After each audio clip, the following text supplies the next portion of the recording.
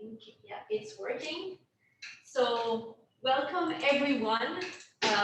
I'm very pleased to introduce our first Obsidian trainee cohorts of training with their Switch 1 presentation this afternoon. So we are all looking forward to your presentation. So the floor is yours. So you can start.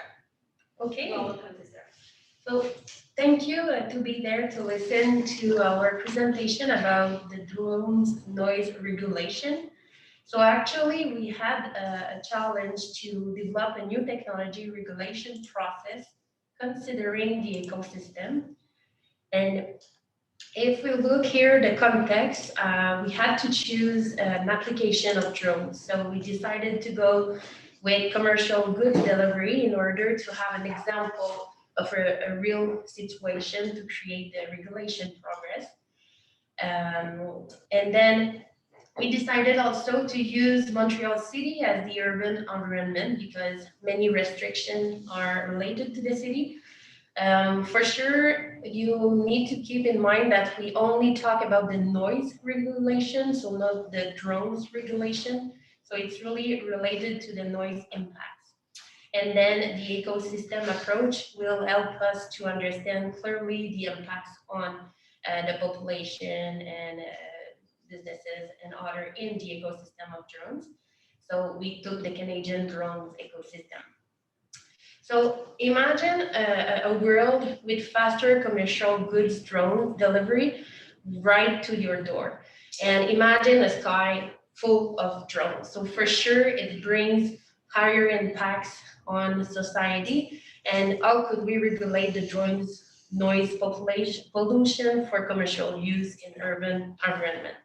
So we use or identify key challenges to make sure we understand clearly the problem. So first, we identify that the ecosystem is hard to understand, many stakeholders. Do we consider the 5G ecosystem? Do we consider also the smart city ecosystem? Is also the noise a safety issue or an annoyance issue? So that was another question we asked ourselves. Many existent regulations that we had to look for, such as air traffic control, drone registration, drone pilot certification, so many. And at the same time, there is also a lack of data on drone noise impacts. So what should be known and tested in order to accept, like a company of Amazon in Montreal City, to bring all the deliveries. So we had to consider various technical factors such as the weight, the size, the location, the number of helix, so pretty a lot of details there, and we don't have clear classification on drones. So for regulated drones and that with that context is pretty difficult. So that's why we propose a process to regulate the drone noise regulation. Yeah. So we move on with the ecosystem approach. Yeah. It's very important here to mention that we are taking into consideration an ecosystem approach. That means that we are taking into account everybody or every player that could be involved in this decision process. In this slide, you can see right on your left side, a very broad definition of innovation ecosystem. This is not the biological ecosystem that everybody knows of, but this is something very different and very recent. This is when individuals, organizations, and technology are interacting formally and informally, very important to mention informally also, to develop creativity, trigger invention, and accelerate innovation across scientific and technology disciplines. So this is a very nice definition given by Karianis and Campbell in 2009 that I took from the presentation of Professor Catherine. So this is very important. On your right side, you see there are many players that could be involved in this process. We could have, government entities. We could have a company. We do have industry players. Not only people or companies that are doing transaction, but also players that are sharing knowledge, that are sharing information. even the pilot, the drone pilots, even municipalities and you know other entities. Next.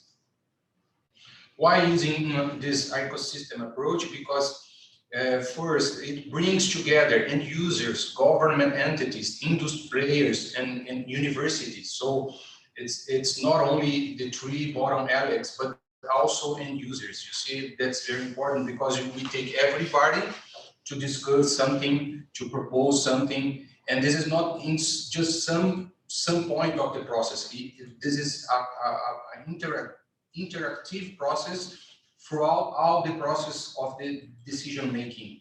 So this is also helps everybody to be aware that multiple players are present and can influence. Each player can influence the final decision.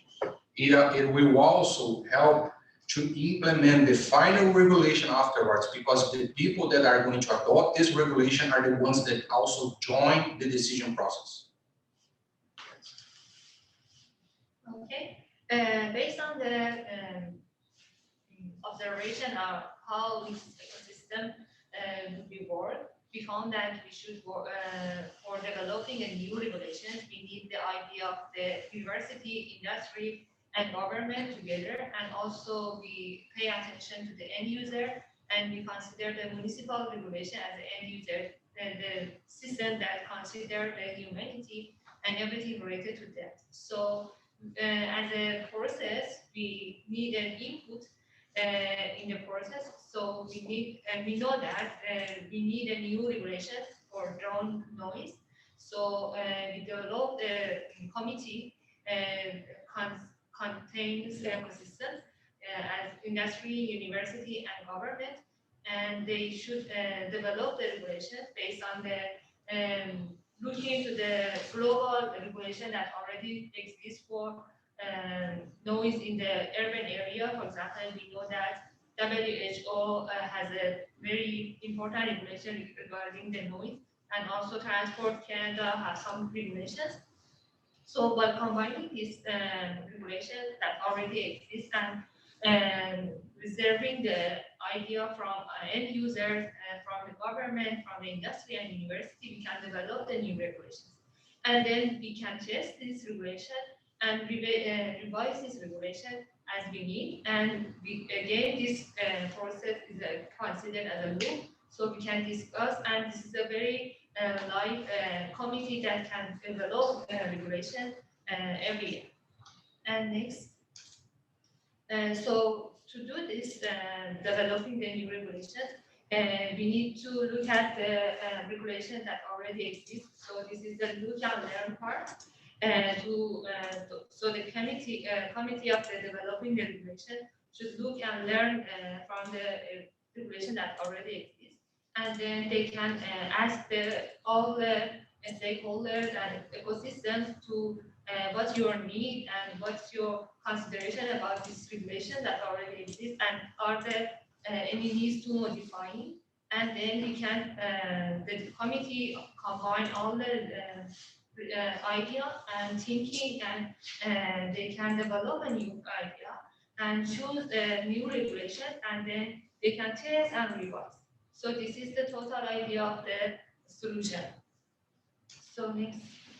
Okay, after this, the first, we need at the beginning to understand our problem. So we have 3 main steps to understand the problem and where we are. In the beginning, we need to define the institution and the members who will lead this process. So we need to define the task force of new regulations. The next step, then we should study the problem to understand how serious it is. So we need to ask experts about their expectation in the future of drones in the delivery industry, and how many drones will be engaged in this process, and what is what is the expected noise level they are going to reduce.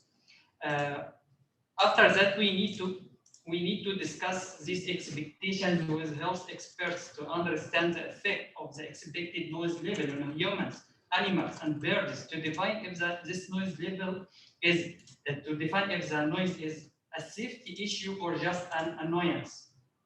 The final step is to review the existence regulations to define the weakness and how we could improve them by adding in new regulations or just editing them. Next. Okay, so after that, to identify the different stakeholders that are important to this this process, I think it's important to separate the problem in different categories. One of them would be the technical aspect of the sound, the noise, how to apply the regulation correctly, so who's implying it, and the socio-environmental impact of the noise. So first, for the technical aspect of the noise, you would have really an industrial and academic field. So you would have the manufacturer and where you have an industrial and mechanical engineer that will tell you what is possible to do with the drone at the current state of the technology. And you will also have the companies, the head of the company that will tell you what's possible economically. So your regulation are not too strict and stop the technology from evolving. And on the academic side, you would have mechanical engineer slash acoustician. They would look at the physics of the sound, like how high up the drone needs to be in a like that if you have multiple drones at the same place. Or audiolog that could look into the impact it could have on the human ear health. And if you go to the enforcement part, you would have the regulator, like let's say Transport Canada, municipalities, or Environment Canada if we talk about animals. And you also need the end user, let's say companies like Amazon if they want their delivery drone, or other third-party delivery. You need to look on the driver if it's driven by a human or if it's autonomous. You need to look what's possible or not from their point of view. And on the socio-environmental impact, you want to discuss at the beginning with environmentalists, because if, let's say, the impact of bird health or way of living, you don't want them to come and push you to change what you already made. You want them to include them at the beginning, so you don't have to change it midway. You want also to consult the public during the process, because you want to do social study to see how they are going to react to the regulation, to the drone itself, sorry, the noise, if it's annoying or not. And also you want academic again, because you want to consult biologists, the experts in different field of the, let's say, birds or other animal that can be affected. And you also want sociology to try to predict, how the society is going to react to this new chapter. So after consulting with all the experts in different fields and having the answers to the big questions that we have, it's the time to summarize and take the gist of all the information and data we have and use them in order to develop the process, the new process and our model. So as others also already said, we in our situation we discussed with different experts in the field of ecosystem, drone specialists, technical and social experts, and also the experts in the field of regulations. And we go to the thinking step, and during the whole time we were thinking of the way and identify the creative solutions. And then we have discussions about different creative solutions that we could have with the stakeholders, and it was a back and forth process. So we propose solutions, and then regarding all the feedbacks that we get from the stakeholders, we modify our solutions in order to finalize them and find the best and most creative solution for the process. So now that we have all the solutions that we have discussed with those experts, we can put them together into our the final draft of your regulations. We will have regulations regarding the industry and the urban area. We have regulations regarding the environmental effects of drones, and we will have regulations regarding how the law enforcement will participate in this process.